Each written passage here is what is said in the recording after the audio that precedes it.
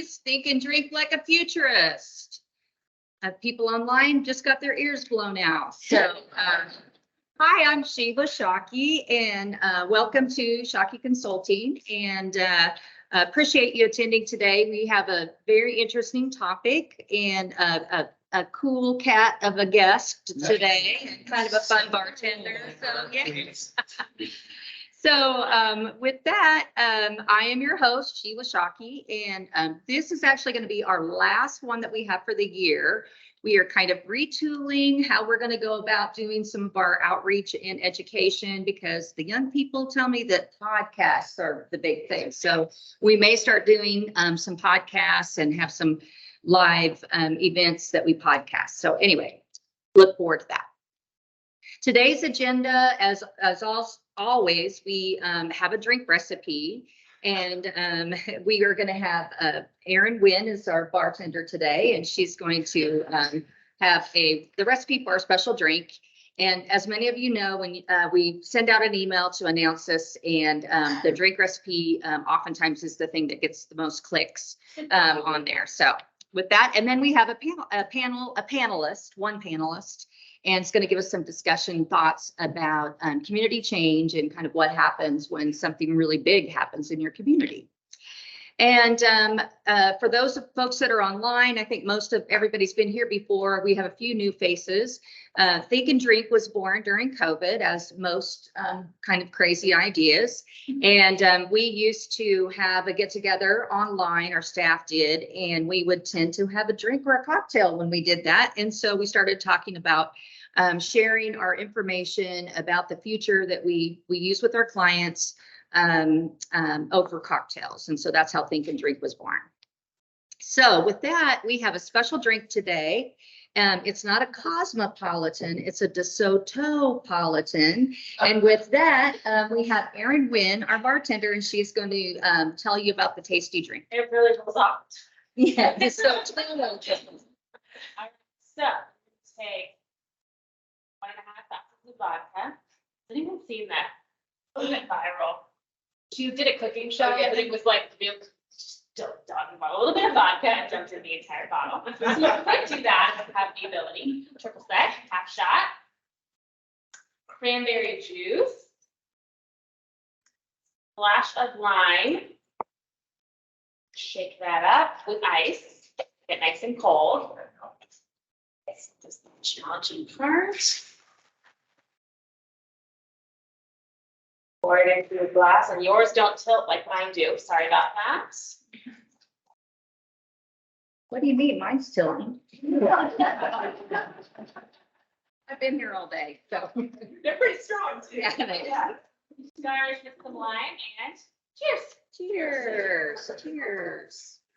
All right. Thank you so much, bartender. Welcome. So that brings us to our special guest today.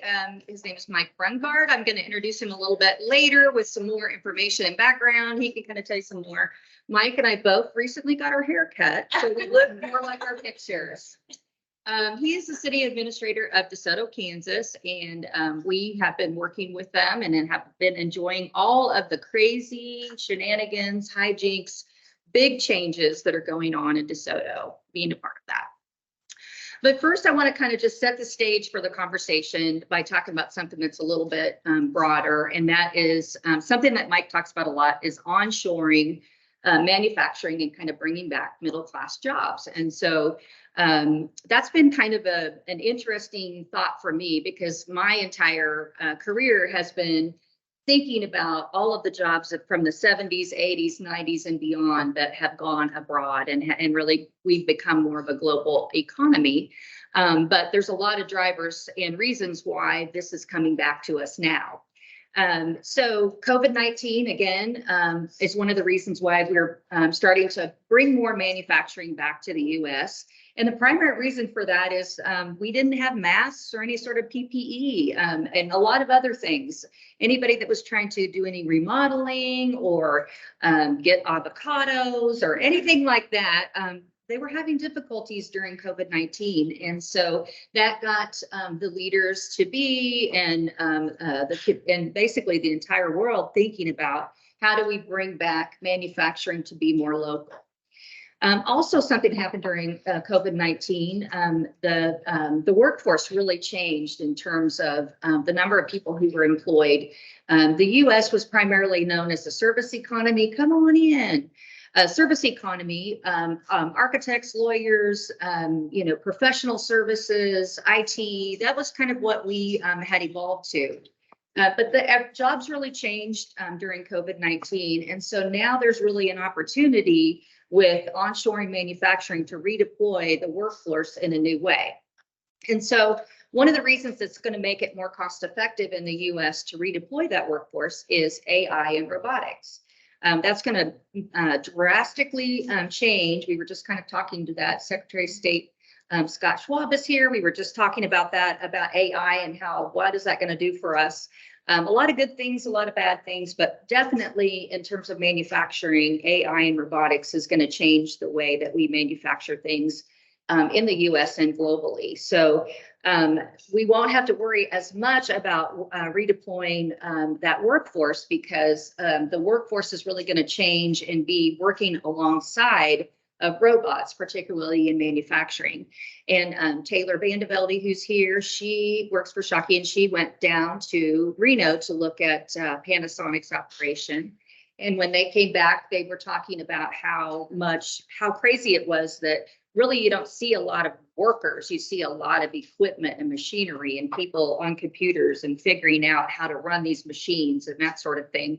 And so that's not really when I think about manufacturing, I'm old and I think about Lucy and her friend picking the chocolates off of the conveyor belt. So that's all over. And now we are having robots actually doing that. And so that's really starting to bring it to be more cost effective for the US with traditionally higher wages to be able to do manufacturing here locally. Also kind of that on-demand local production and delivery of goods and services during COVID that really expanded into a variety of different industries. And the fact that we have so much information and data about everything that I do, this phone tells somebody everything. I mean, I can talk on this and talk about something, and then all of a sudden Oprah comes up and tells me to lose weight.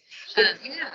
I mean, it knows everything about us, what we buy, what we are thinking about buying, and all of that information and data makes localized production and on-demand delivery so much more cost effective for manufacturers and for companies to be located locally.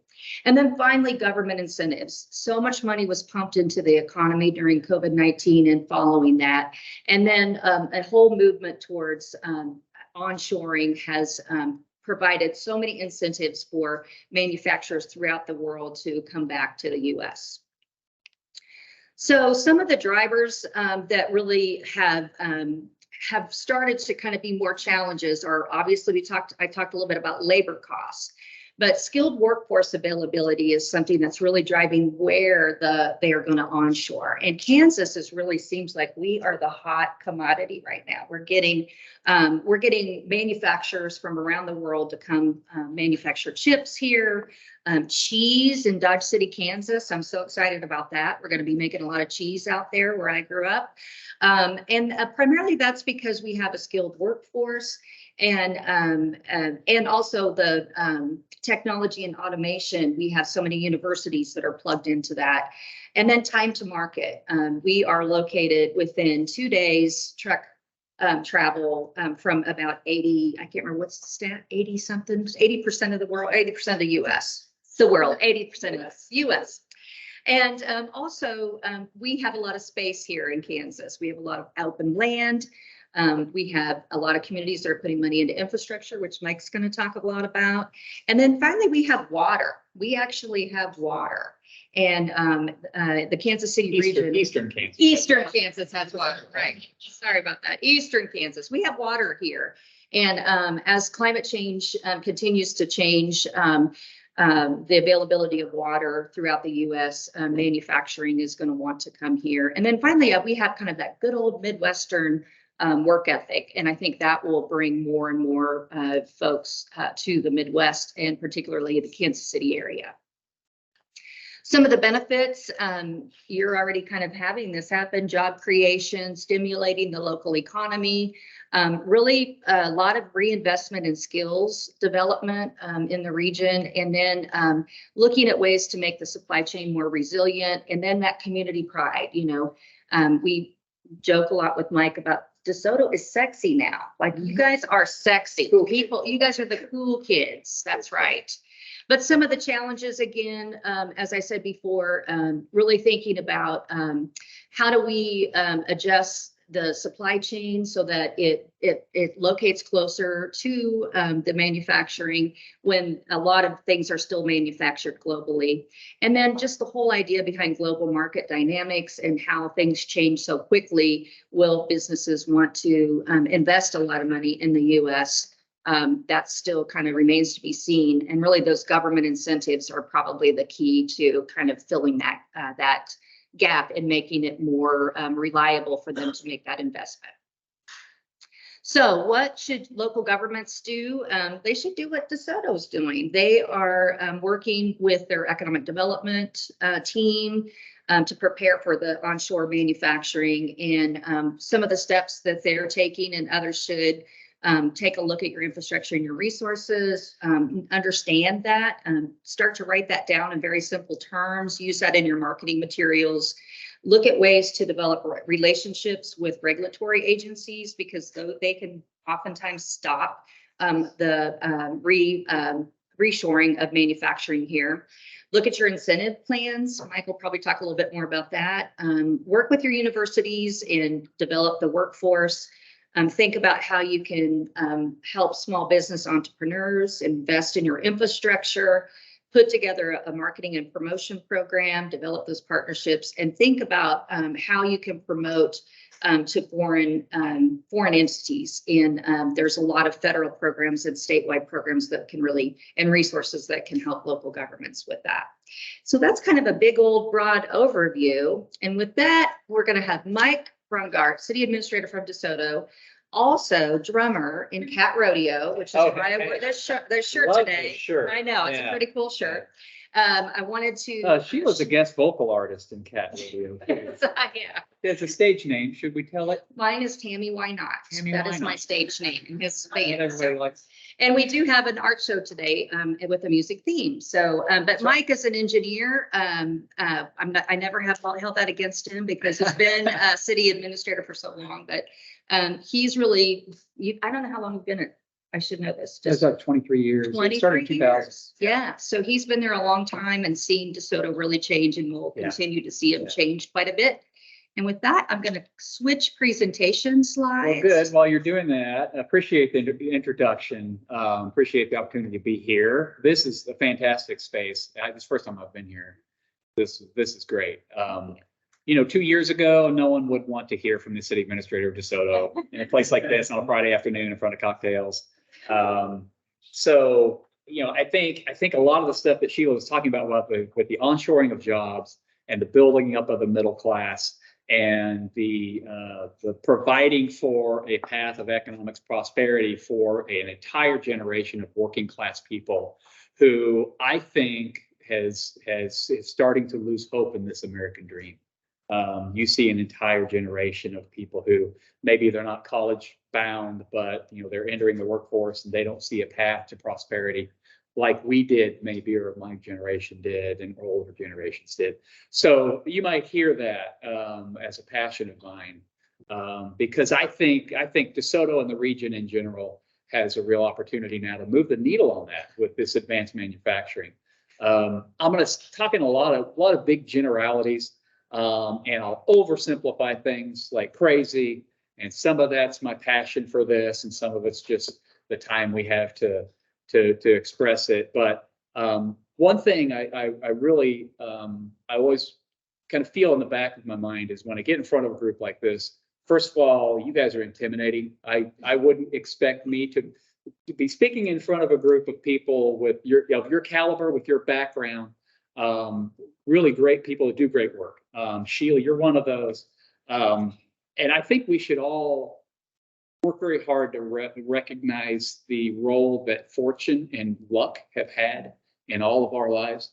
I can point to my upbringing and think of several points in the path here. Had they gone another way, I wouldn't be here. I would be among the working class. So everybody in this room has had advantages, have had things go their way.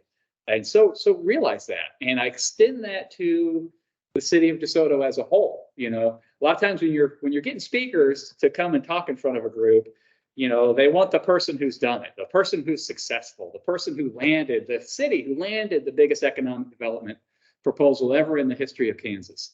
And we want to know what they did, because if we just replicate that, then that'll happen for us too. Not always the case.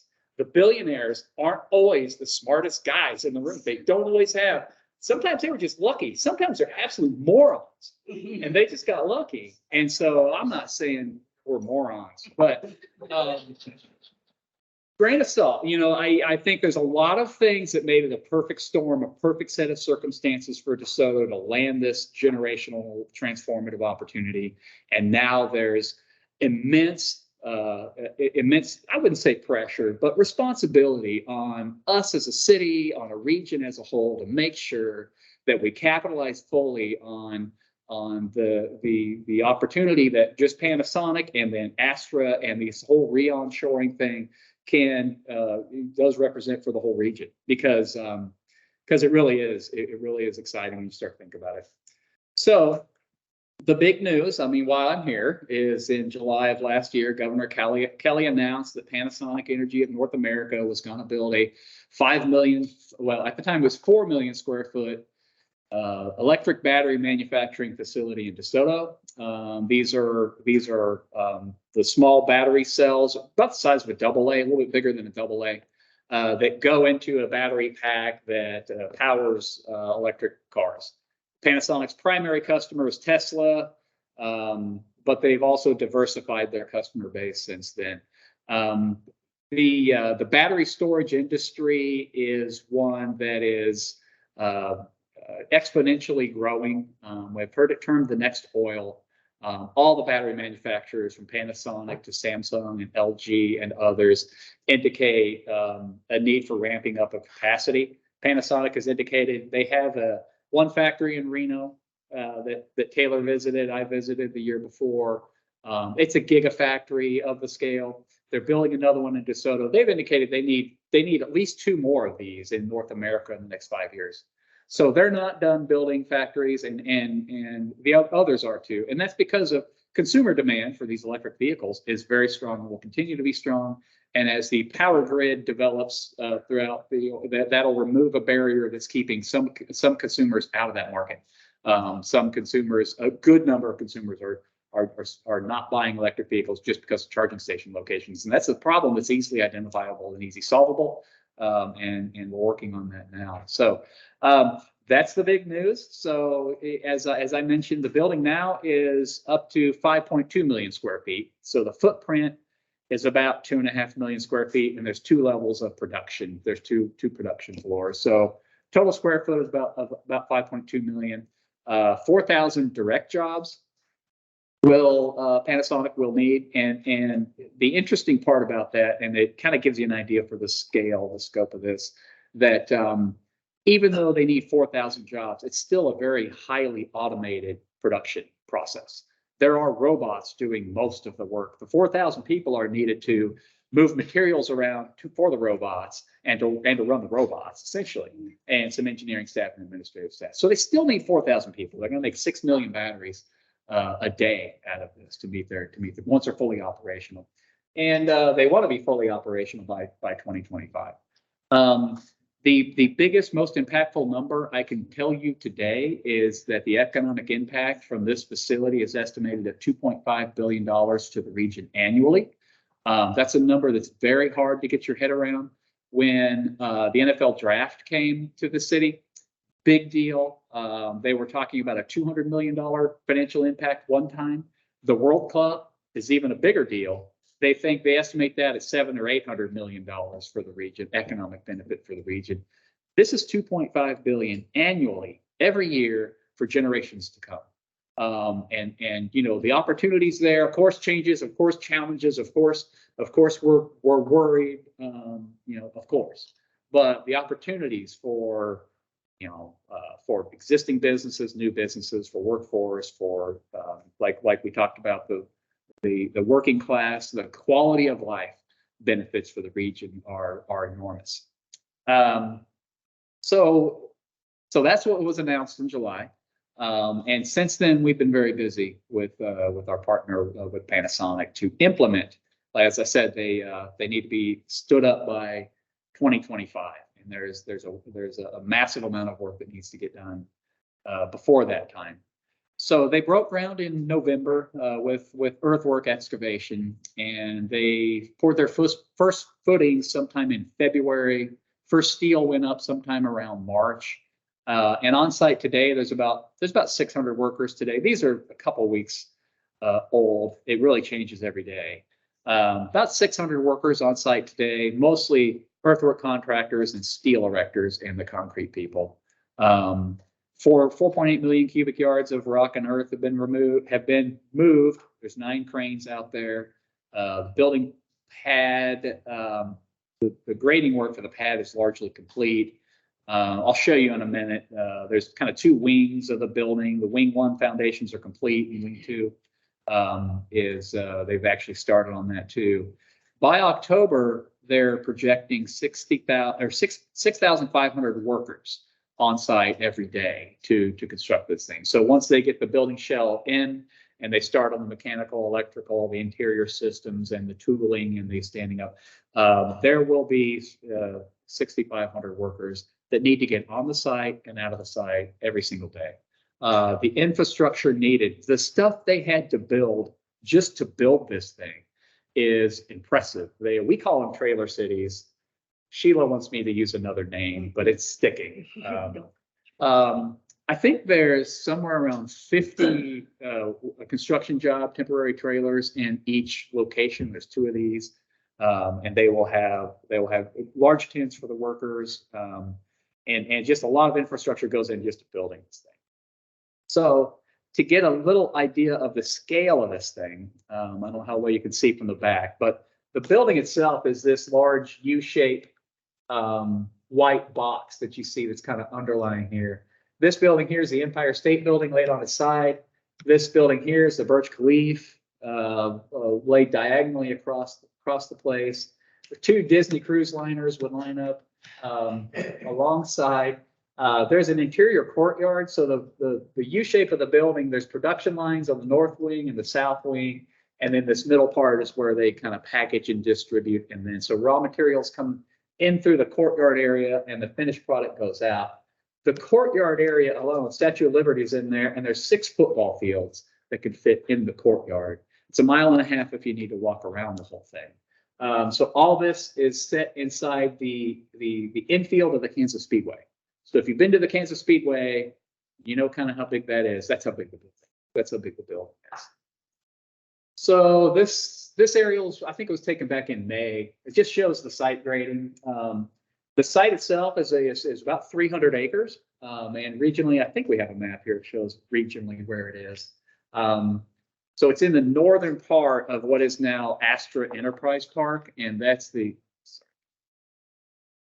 Astra Enterprise Park is the new name for the former Sunflower Army Ammunition Facility that's now been being environmentally remediated and put back for industrial use. So this is about a 300 acre site. 103rd Street's the north line there, and then east-west it'd be a couple miles east of the western Johnson County line. So it's kind of southwest of De Soto.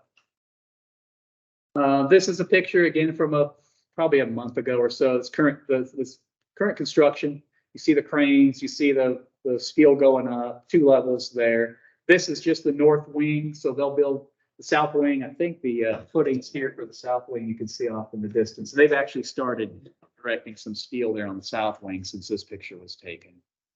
So go ahead. This is a rendering of the building as it will look when it's completed. Panasonic's the corporate branding color is blue. If you kind of can picture that, the building's going to be green, and it's going to be green for a reason because they're the corporate corporate culture and branding is really toward a green new, a new face of green energy, obviously. So translucent panels on the outside. It's really a pretty good looking building, but they've got all the planning approvals done through the city. So we talked a little bit about Astra, 9,000 acres of property that's all under a single ownership.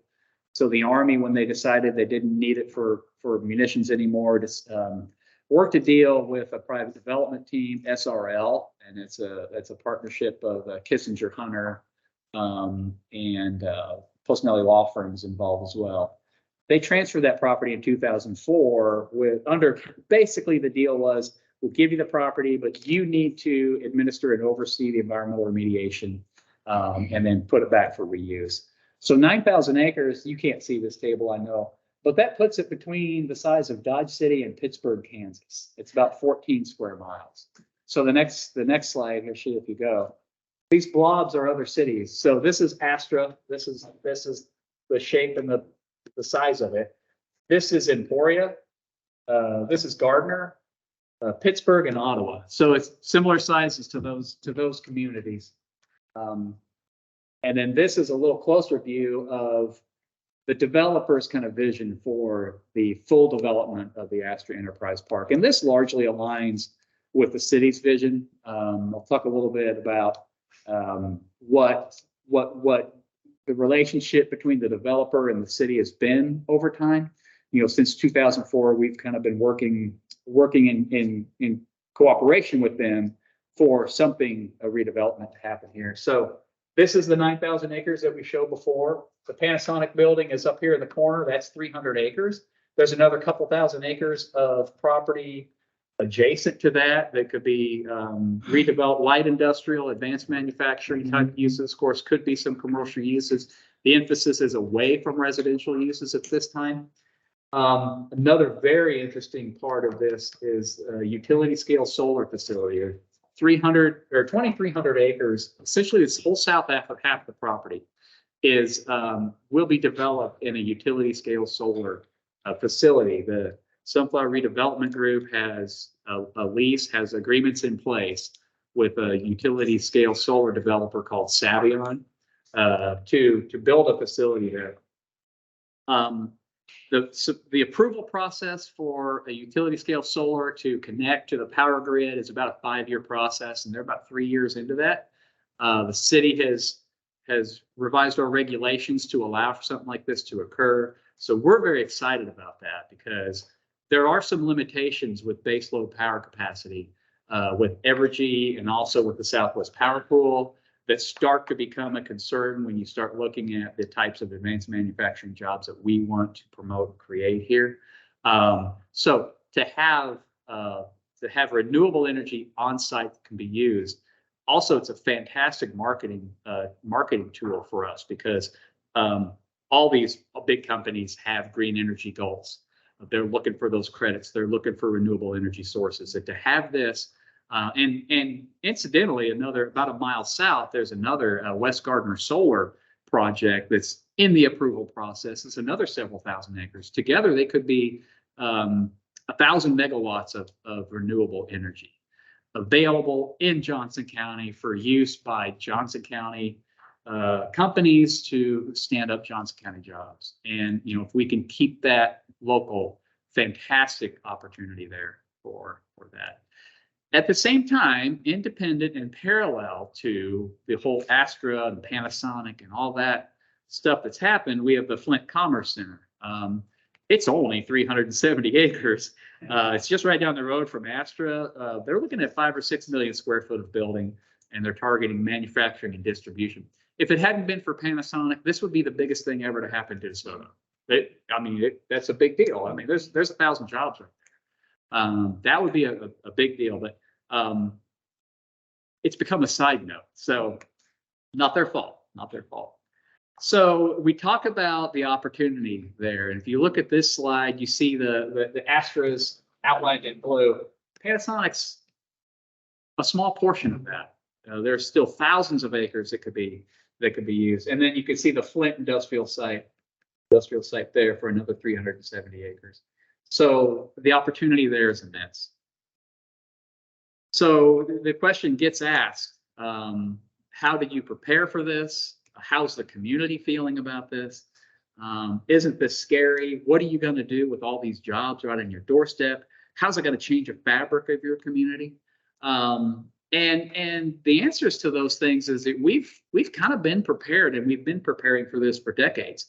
And the reason for that is because when the Army was out there building munitions, and they built rocket propellant for rockets through World War II, through the Korean conflict, and through the Vietnamese conflict. And at the height of construction in 1940, they built that thing in about 10 months, 12 months, 9,000 acres worth stood up a facility. There's about 25,000 construction workers on site during that year span, year and a half actually. But then during the height of production, there's about 15,000 people that work at the munitions plant. And so people in De Soto, if they've been there any time at all, they all have an uncle or an aunt or their father or themselves worked out there in an advanced manufacturing job with fantastic wages and regular hours and good benefits for a dignified way of life. And they bought a house and they put their kids through school and they took a vacation every summer. And they look back on, and the town at the time had two grocery stores, a hardware store, restaurants all over, gas stations all over. It was prosperous. And people in town look back on that time with nostalgia. And they want it back. And the message we give now is that there is no reason. That whole time, De Soto went from 1,200 people to about 1,400 people. That's it. There's no reason we need to give up our tight-knit community, our small town way of life, our charm, our character. We can still be De Soto, everything De Soto ever was and ever will be. And we can still have 15,000 jobs out here, making fantastic quality of life gains for the region. So I probably just said everything for the next three slides there. Yeah, I talked about the Army coming in 1942. The Army, they selected this place, 9,000 acres, for a lot of reasons. But paramount was because it's good developable land, relatively flat, good, easy to build on. Environmental, I mean, they weren't too concerned about environmental stuff back then, but it was easy to build on.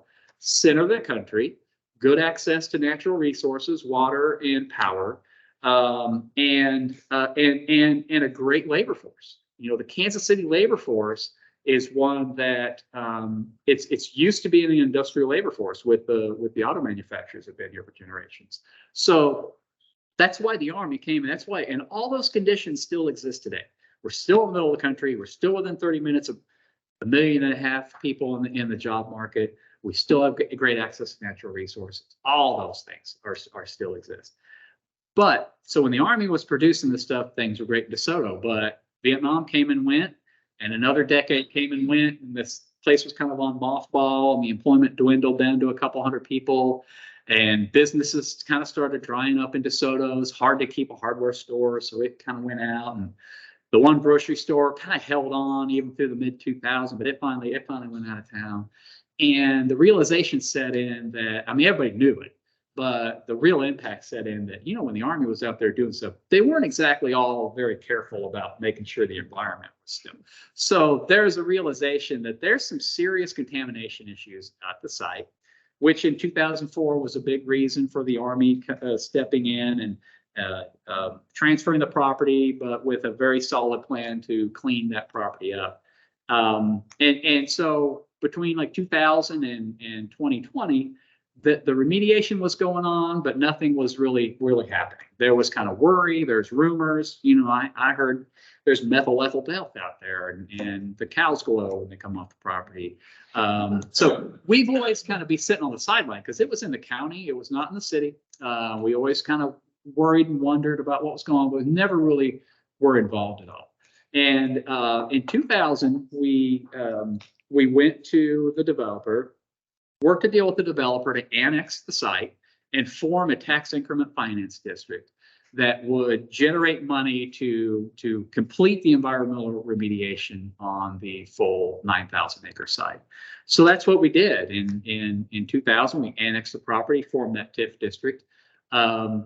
and worked with, the county and the state, the Department of Commerce and the governor's office to begin marketing, in earnest marketing that property for redevelopment. And had that not happened, we would not have been in a position to even submit to Panasonic that we have some acres here that you might want to think about building a building on.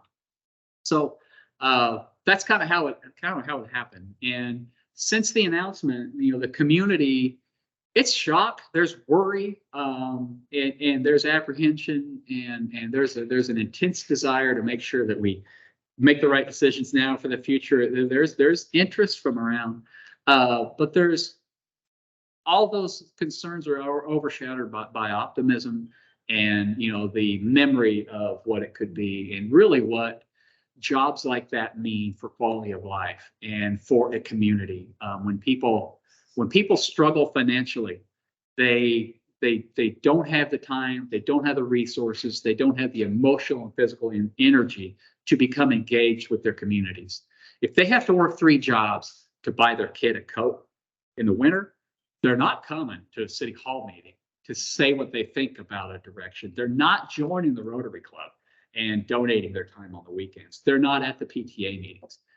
They're struggling. And that's what's missing. When you think about back in the 50s, 60s, when people had these good jobs, those civic organizations were very strong. The involvement was very strong. Parents were really involved in their kids' life. And it's not a moral failing on the part of the current generation that they can't be as involved as they used to be in their kids' life. And they have to work 3 jobs to get their kid health insurance, to get them vaccinated. It is not their fault that they can't be at every dang PTA meeting. That's my diatribe. That's my overgeneralization. PTA meetings are really bad. Okay, well, never mind those. So, and now currently, what are we doing? We're feverishly engaged and involved with making sure that every obligation, every promise made to Panasonic is delivered on in time to deliver that facility. Our number one laser focus is making sure that Panasonic is successful, that those 4,000 jobs can come, that they stand up a battery facility, and that it's successful for the next generation after generation to keep pumping this $2.5 billion annually into our economy. That's our obligation. Our obligation also is to make sure that that's not the last thing that happens out there. We're very hopeful, very optimistic that Panasonic isn't done building battery factories, and they're not done building battery factories at Astra. But aside from that, there's a world of opportunities. There's still mega project after mega project that's looking for space in North America. And when you have a property with hundreds and hundreds of contiguous acres under a single ownership with not a road right of way or utility easement or any sort of environmental concern that you would have to think of, and within 30-minute drive of a labor force like we have, with the logistics in the center of the country, you're automatically shortlisted on every mega project ever to happen in North America. It really is that way. And so there's this massive obligation to make sure that we set ourselves up for that future, for that prosperity to come. And it wouldn't happen without the singular focus and everybody heading in the same direction of all these entities that are listed here and many more. You've got local utility partners, government, from the federal government to the state, to the county, to us, all the way, but also local governments laterally too, the county next door and the county, the cities in the area, extremely cooperative and helpful in this endeavor. And so there's just, right now we've got a lot to implement in the next 18 months. And this is my brain. This is a little thing I did. I did this back in February, I think. And I just tried to list all the groups who are involved and all the aspects of everything we're doing and how they kind of tied together and related to one another. And this is probably twice as big now. But this is just kind of my crude attempt at trying to figure out who's doing what, how they all fit in, and how we all have to work together. So that's, we've got $178 million of infrastructure to deliver to Panasonic by 2025. So it's $60 million in roads. We have some water and sewer treatment plant expansions to do. We're building a water tower. We're building a fire station. Current estimate on all that's about $178 million. And these are just the things that De Soto is kind of in the lead on. Of course, Panasonic's got $4 billion worth of stuff to do just on their 300 acres. So this is kind of small beans, but it's very important to the region. I'm just going to go through the public improvements really quickly. How are we doing on time? So public improvements, and just for your bearings here, K10 comes through De Soto. Here, this interchange here is Lexington Avenue. That's where the McDonald's is. I hate to say it, but everybody kind of knows it by the McDonald's interchange. We committed to Panasonic that we would reconstruct Lexington Avenue on 103rd Street. That's old K10. Before they built a 4-lane, that was old K10. It's a 2-lane rural section road. That we would rebuild that, and we'd also rebuild a mile of the main drive that goes down into the former munitions facility. That's now named Astra Parkway. So we've committed to doing this. And actually KDOT stepped up and took the lead on the implementation of this. I don't know if there's any KDOT or any road engineers in the room, but a big step for KDOT because it's the first ever design build procurement process that KDOT had ever done. So they're kind of cutting their teeth on it. We've got a great design build team. Clarkson Construction and HDR is the designer there. KDOT has their very best people on this. When we started, it was Calvin Reed was assigned to the project, and I was super impressed with him. Well, he's now the Secretary of Transportation, so that was a good move by the governor there. But they have, their best people on it. Here's the roadway section. It will be a 4-lane boulevard type section, divided with bike lanes and pedestrian sidewalks both sides. So what you would expect an actual facility would be. Go ahead to the next one. Roundabouts. They're in De Soto. We're still not too sure about the roundabouts, but we'll get there. Don't worry. These, just kind of for capacity reasons. So we got three roundabouts there. I just got you to the end. I'm done. Are you done? No, that's not. You're not done. What did I do there? Everybody close their eyes so you can't see the slides. Here we go. I don't know what happened there. Sorry about that. Yeah.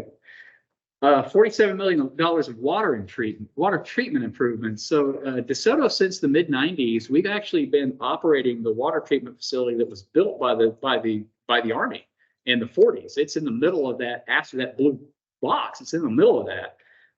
It was built in the 40s, renovated in the 70s. We took it over in the 90s or late 90s, and mid 2000s, we did a little renovation. But that's been the city water plant for 20, 25 years now.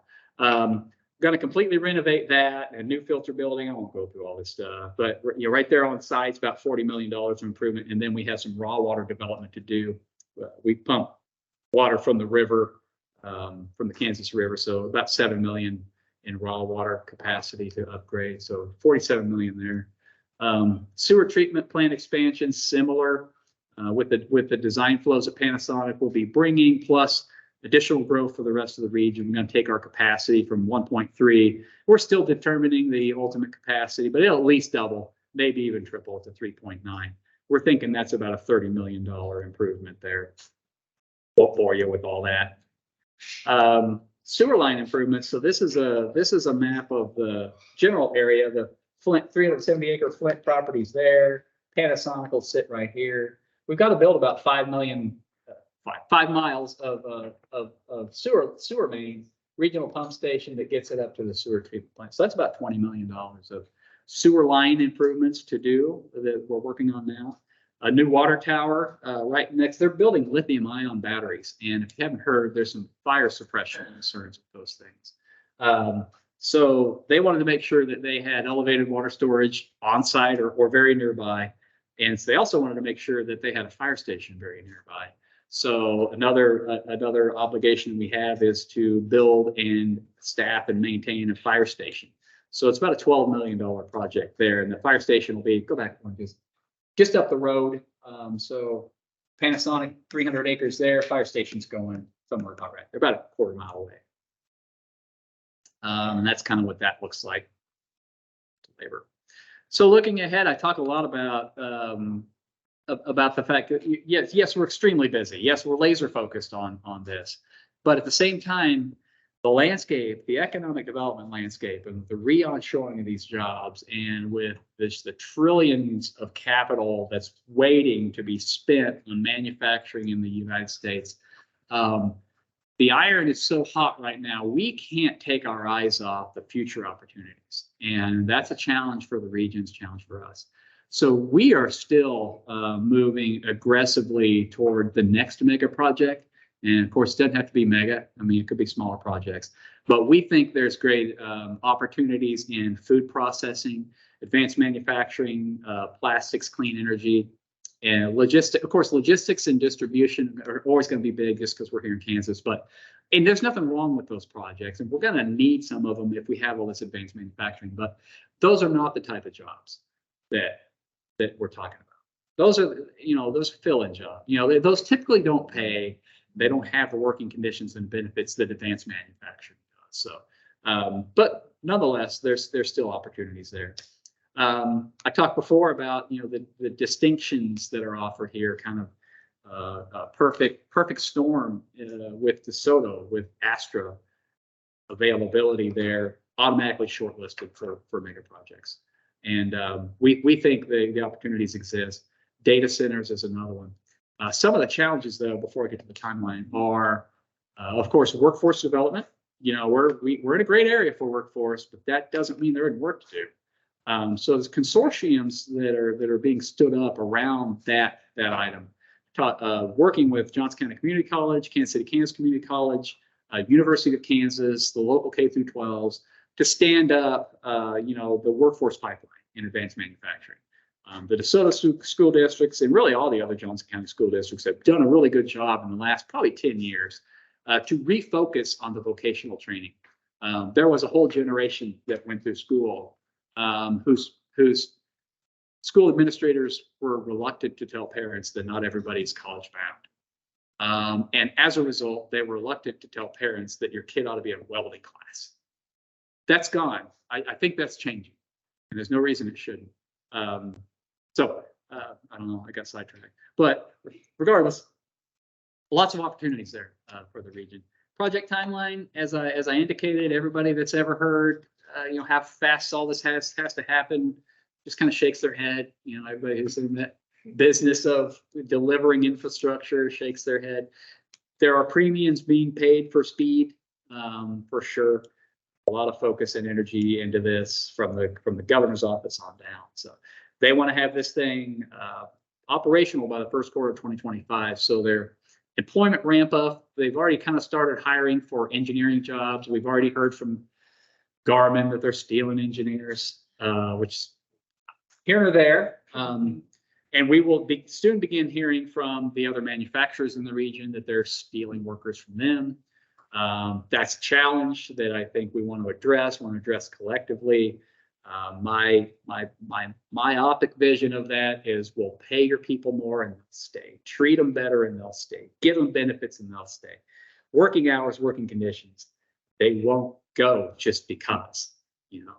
You should shame on you, Mr. Capitalist, for not sharing the pie. Regardless. So yeah, fully operational by 2025. I was going to say their employment ramp up. They've already started hiring engineers, administrators, and the bulk of the ramp up will be 2024 is when. And so by the fall of 2024, they do want to have, and they're still targeting 4,000 total jobs there on site. And again, I guess in closing, I think there's a real opportunity for regional transformation and a serious and meaningful and lasting quality of life benefits for everybody among all classes, specifically among working class people. It's sustainable. It's sustainable. Why else do you do economic development? Why else do you spend $178 million doing something? Why do you give the incentive? You do it because of the quality of life benefits. And, around Johnson County, when you think quality of life, a lot of times you're thinking parks and recs and pools and programming and all that nice stuff. But quality of life starts with a dignified career, with a job that you can, I'll do all those things I talked about.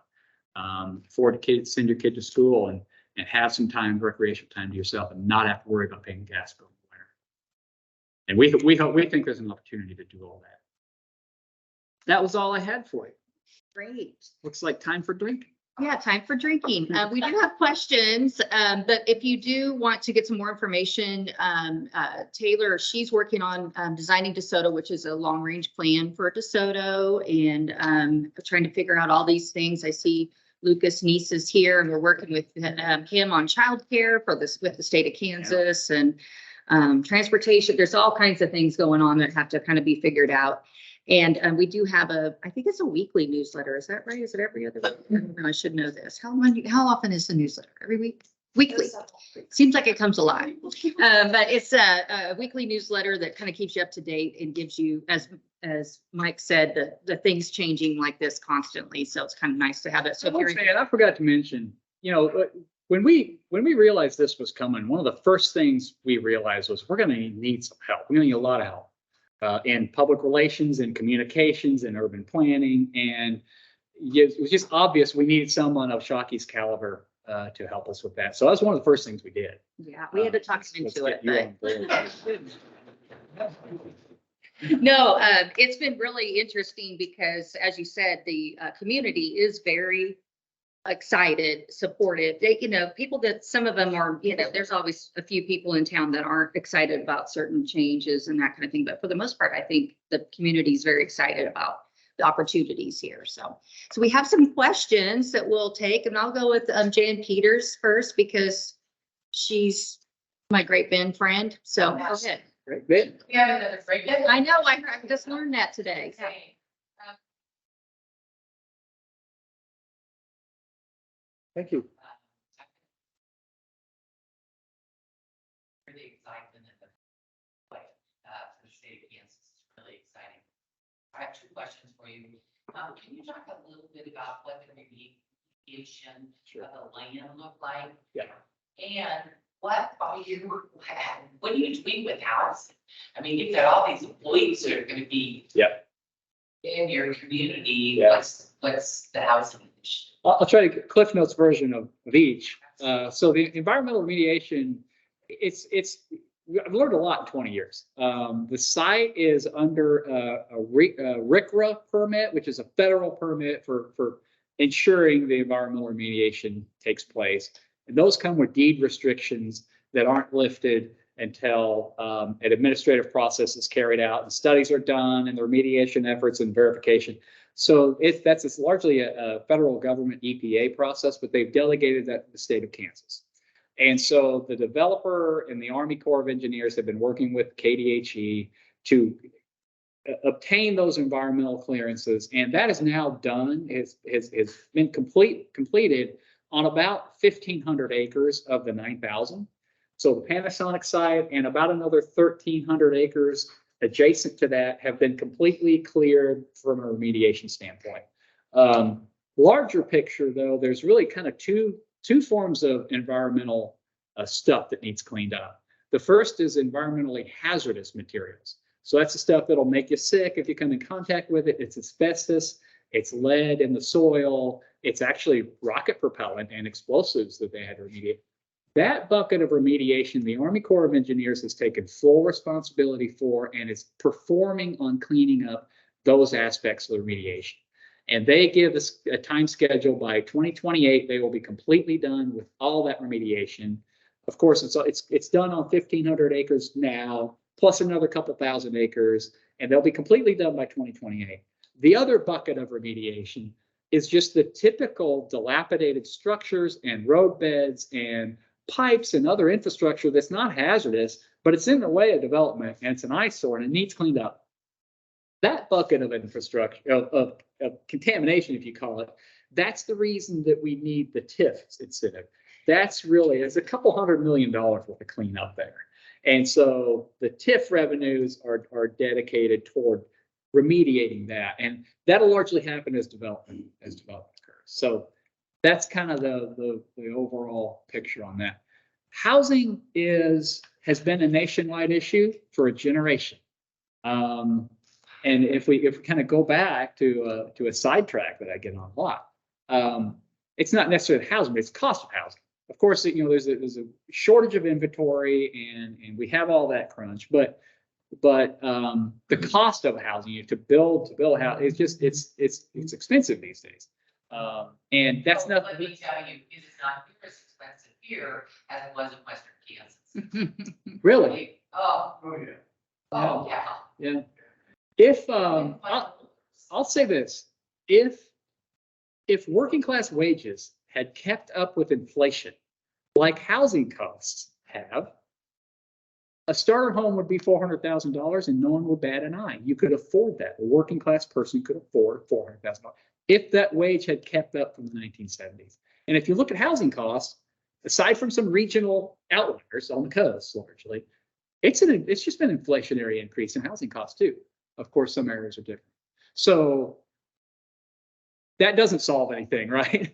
We realize the workforce here is not coming from De Soto, right? 4,000 people, we might get a couple hundred from De Soto, but if you look at a heat map of the population within a 30-minute drive, that's where the workers are going to come from. So it's everywhere in Johnson County, it's Douglas County, it's Miami County. The housing will occur there as much as it will in De Soto. That being said, we have more than 2,500 apartment units in the planning pipeline. So we're only 6,000 people. We do not want, we don't want all those apartments. It would completely change community. That's not going to happen. But the demand is there for sure. But we think the housing thing, just like the workforce development thing, will be a regional problem to solve. And if you look at the overall impact, it really is in the low single digit percent wise on the amount of housing stock, because the workers are already here. They're already living here. They're not importing a bunch of work. We're not going to have a mass migration in for Panasonic. Now, if we get to 15,000 jobs and 20,000 jobs, maybe we will. But really is kind of a regional. And of course, the housing affordability issue is national. Sure. Oh, You started to address this when you were talking about the work that Chocolate Consulting is doing, but I'm curious how many people you had to add, project managers, coordinators, other folks on finance. And then also curious when, from a city finance perspective, you get in the black. Yeah. On all this. I'm guessing it hasn't happened yet, but yeah. When that time. Really great questions. So largely right now, because of the scale of this, we haven't really had time to react and staff up internally. We have had a few percent. We've added a building inspection department, but we're largely contracting. So the building inspections and on-site inspections and plan review for the building itself, we're contracting that completely out. So that's contractor. Of course, we have Shockey on board. We have 4 other consultants that are helping us with all this infrastructure. So that's largely been we do have a staffing plan though. We're doing a city hall remodel project to kind of double the size of city hall. Renovate a floor above that has been unrenovated. And we do expect to add, we only have 40 full-time employees now. We expect that to be about 50 by 2028 is kind of the plan. So we'll be backfilling some of those administrative positions there. So that, what was your Finances. Well, the finances, oh God. Well, you're right. One of the interesting parts about this is that it's TIF, right? It's 100% TIF. So we're not going to be getting property tax revenues off this site for 20 years. What we will be getting is franchise revenues. Franchise revenues, so this, I didn't mention it, but battery facility uses an enormous amount of power. Evergy is building a substation essentially on site here that will be 235 megawatt power station. De Soto only uses about 40 right now. And so the franchise revenues from that, when that building starts getting up, will be very impactful to our budget. For now, we're working in a development agreement where consulting services and our Panasonic will largely paying for those. So a lot of these upfront costs that we're bearing now are being actually borne by Panasonic through permit fees and other pass-through fees. But we do look for a time in not too distant future where we will be having some serious community conversations about what to do with the excess revenues that will be generated by the facility. Those are the best conversations to facilitate. Yeah. Yeah, we have one too. got a question. Short us this out. What's the Yeah, so it'll peak about 6,500 construction workers. Yeah, it'll peak about 6,500, and that's expected to be this fall, October, November sometime, and it'll maintain that peak probably through mid-spring before it starts tapering off. But there'll be a solid year between this fall and the fall of 2024, where there'll be more than 3,000 people on the site each day. Yeah, that's a challenge when we're reconstructing the road that goes between the highway and the site, right? So that's a major challenge. Other questions, comments, thoughts? Leslie. Leslie, oh, sorry, I couldn't see you behind the violin. Leslie, hey. Fiddle, the fiddle. That's wonderful, and you can. Sitting there, you love to speak about how unity and Yeah. So, as we're going through, where my area on the how they being developed, I would think it's like the biggest thing that I've tried and strong thing to all of us. How, when, and looking at sharing that with your residents that, hey, we've been waiting for this for a long time. We've been building this. This is that unexpected. They make that connection itself. And I find that I'm in a similar situation in my tax. So I'm really curious to hear how to deliver it, when, and it's a fantastic question that I think only a counterpart like you could come. Okay, really, Administrator of the City. I think another part of this luck equation, the perfect storm equation for De Soto was our governing body. Absolutely unified in the vision. They've been the same 5 people for 8 years now. They all get the positive benefits of economic development in general. They all very trusting of staff, very supportive of staff, so we don't, so we had that working or a great advantage. Yeah. The mayor and several council members have been able to kind of facilitate the narrative. We have one council member who's in his 70s and lived here his whole life and has those stories. He remembers those stories and he's able to tell people that. So it kind of really started with governing body, really. And as we get into it, it's just stating the obvious, really. I'm not making anything up. But that's really, this messaging, this branding, kind of even before Panasonic happened, we had a very specific goal to increase De Soto's image in the region, right? No longer be the McDonald's stop on, but have people know kind of where De Soto is when you say it. Well, now they kind of do, right? We've gone from, give this analogy, like every map, I've been there since 2000, right? And every map I ever look at, De Soto's way over here on the left edge of it. Well, you're way out here. Well, now De Soto's in the middle, right? I can even see Lawrence on the west side of these maps I'm looking at now. So it's symbolic, but it's kind of, it's significant. But as far as the narrative, you need champions for stuff like this.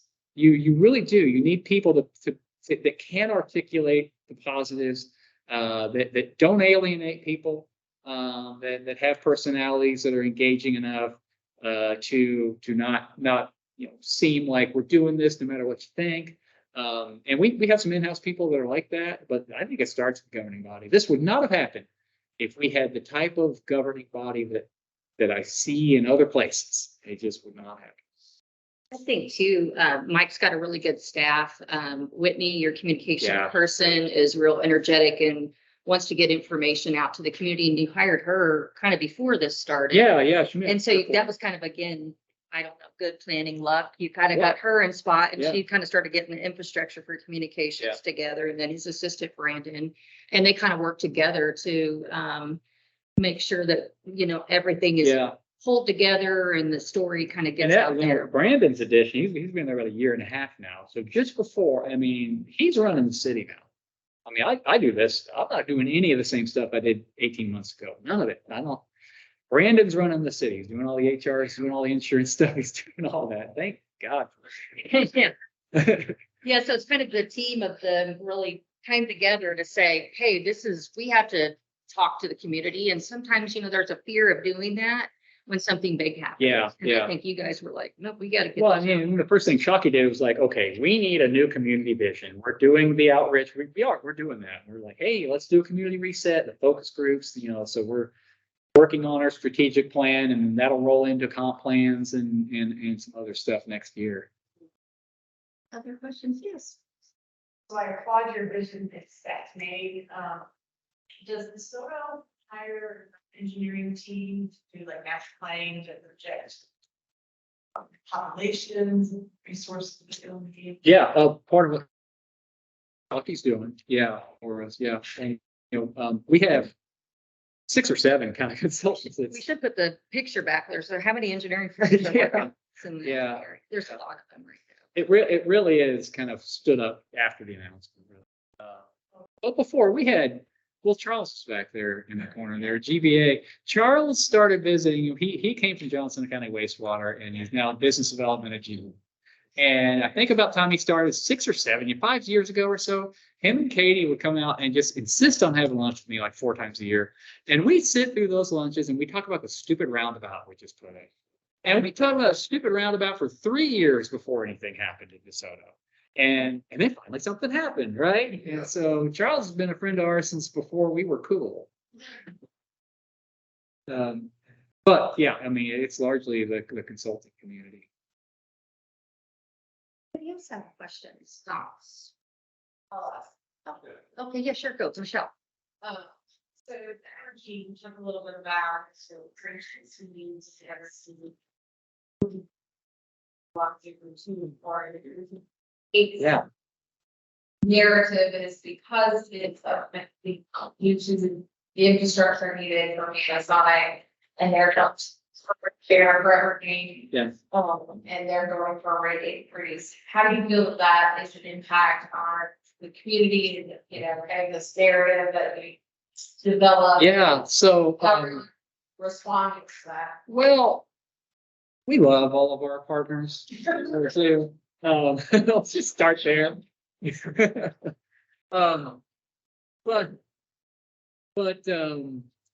we probably would have had a different headline to that Casey Star article that came out that said Panasonic's raising, or whatever the heck it said. The backstory, a little bit of backstory, when Evergy merged with KCP&L, there was an agreement not to raise rates for anybody for 5 years. And guess what? 5 years is up exactly now. So they're in front of the Corporation Commission for a rate increase. And I mean, legitimately, they haven't raised rates for 5 years. But then there was also a recent filing that spurred the Star article, an informal memo to the Corporation Commission that said, yeah, we're going through the rate analysis now, but next year we'll probably want to do it again.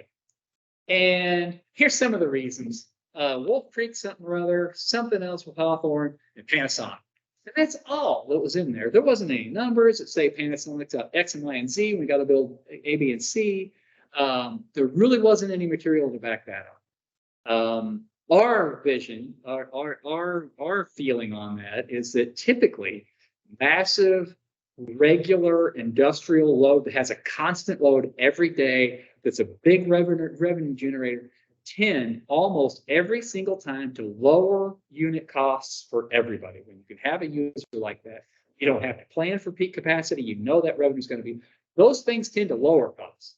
So we think the article could have just as easily said Panasonic is keeping rates lower, but it didn't. The messaging there goes probably beyond, just the Corporation Commission and just Evergy and this whole, it's beyond, probably beyond my understanding and beyond ability to talk about, but we weren't thrilled with how. Yeah. I mean, I think, We just said, said. Well, we get the question. yeah, Certainly. and I think too, the De Soto's been working with other regional cities, and what we heard in some of the initial conversations was really it was great not to have to raise rates, but when you don't raise your rates and reinvest in your service, it's hard to expand for any development. And so really it was hard, it was very difficult for many communities to be able to expand.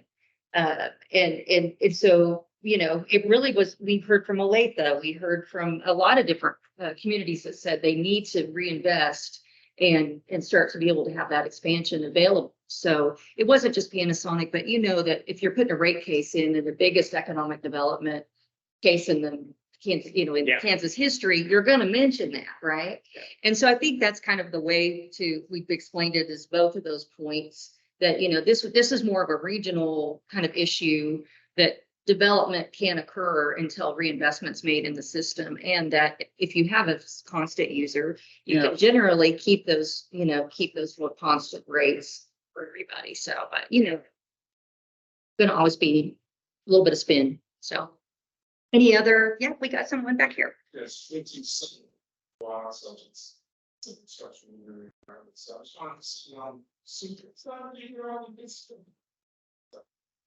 So Yeah. it's just kind of understanding of the planning that project is so there's a lot of us things to do. My question is with the other developments, construction teams or working with self teams or consultants. Yeah, we got a lot of consult. You saw the bubble diagram. The thing about I love consultants. Thank you.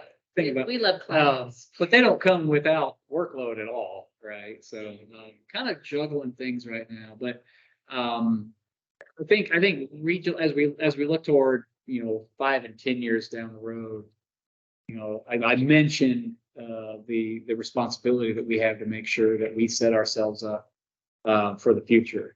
And one of the things that we've wrestled with is and Shockey, I think, was on the wrong end of this, actually. No kidding. So we have a corridor study for 83rd Street. 83rd Street is the only other east-west connector in Johnson County and north half of Johnson County, aside from K10.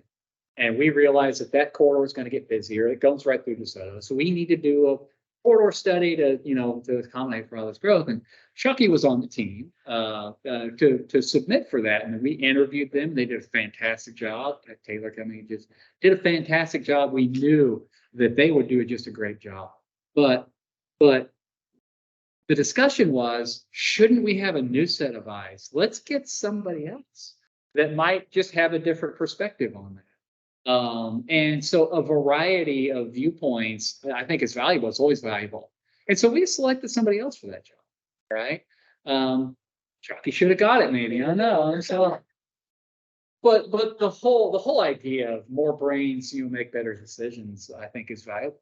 And so, I think there's going to be opportunities on the private and public side for generations. For sure. Yeah. Just quick follow up on 83rd Street. Have you considered calling it 87 to showcase that? I don't get it. It is, if you look at the grid, 83rd is right. It's correct. You could go call it some new name. It's like Blackfish Sharkway's brother or something. Yeah. Okay. Anything else anybody has? Anything? Well, let's give Mike a round of applause.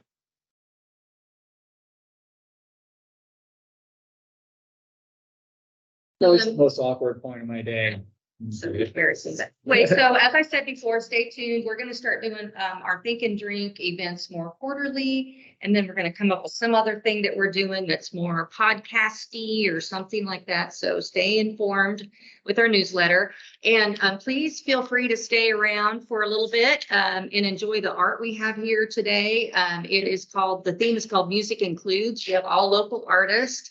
If you're a Taylor Swift fan, please see my wall over here. I have a lot of Taylor Swiftie stuff. I don't think you are, but of course not. Oh, you are. Okay. Whatever. Jumping on the bandwagon, Mike. All right. And Music Includes, and it'll be up for a month. And then let's connect if you want to join our social media. It's at Hey Shockey, and also love to have you scan there and get on our newsletter list. So thank you so much for coming, and enjoy the De Soto Politan. That's right. That's right. Thank you. Thank you, Sheila.